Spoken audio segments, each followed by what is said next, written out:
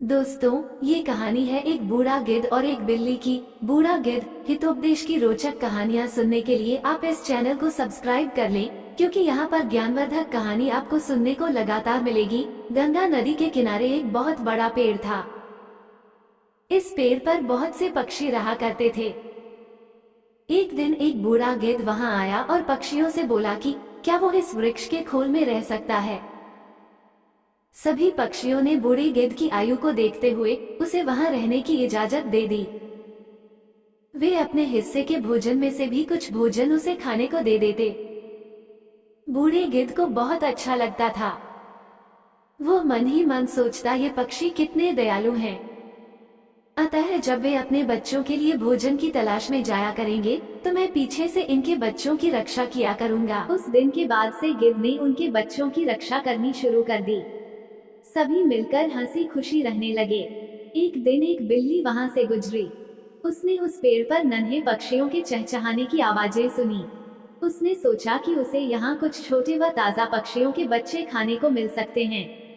उसे देखकर पक्षियों के नन्हे बच्चे डर के मारे जोर जोर से चिल्लाने लगे। बूढ़ा गिद्ध चिल्लाया, कौन है? बिल्ली ने सोचा कि यहाँ थोड़ी युक्ति से काम लेना पड़ेगा। वह बोली, सुप्रभात श्रीमान, मैं बिल्ली हूँ।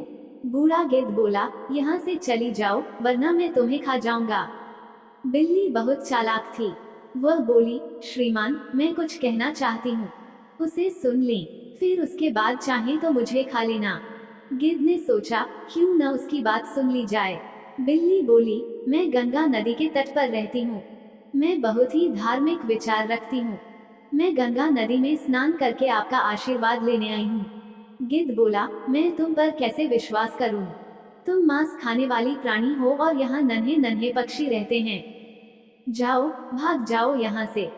बिल्ली ने उत्तर दिया, श्रीमान, मेरा विश्वास कीजिए, मैंने जानवरों का मांस खाना छोड़ दिया है। यहाँ गंगा नदी के किनारे चारों ओर हरियाली है और ढेर सारी हरी वनस्पति है। मैं केवल हरी सब्जियाँ और फल खाकर ही अपना पेट भरती हूँ। बूढ़ा गिद्ध उसकी बातों में आ गया। उसने उस पर दया खाकर वहां रहने की इजाजत दे दी। कुछ दिन तो सब कुछ सही सलामत चलता रहा, किंतु बिल्ली अपने ऊपर काबू नहीं रख सकी। अतः उसने प्रतिदिन एक के बाद एक करके नन्हे पक्षियों को खाना शुरू कर दिया। बूढ़े गिद्ध को इसका पता नहीं चला। बहुत जल्दी पक्षियों ने देखा कि उनके नन्हे बच्चों की संख्या कम होती जा रही है। उन्हें चिंता सताने लगी तथा वे उन्हें यहाँ वहाँ ढूंढने लगे। चालाक बिल्ली ने इस स्थिति को भांप लिया और सोचा कि अब वो पकड़ी जा सकती है।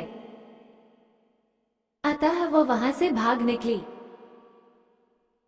अपने बच्चों को ढूंढते हुए जब पक्षी बूढ़े गिद्ध के खोल के पास पहुँचे तो उन्होंने वहां अपने बच्चों की हड्डियां पड़ी हुई देखी। उन्होंने सोचा, इस बूढ़े गिद्ध ने ही हमारे बच्चों को मारा है।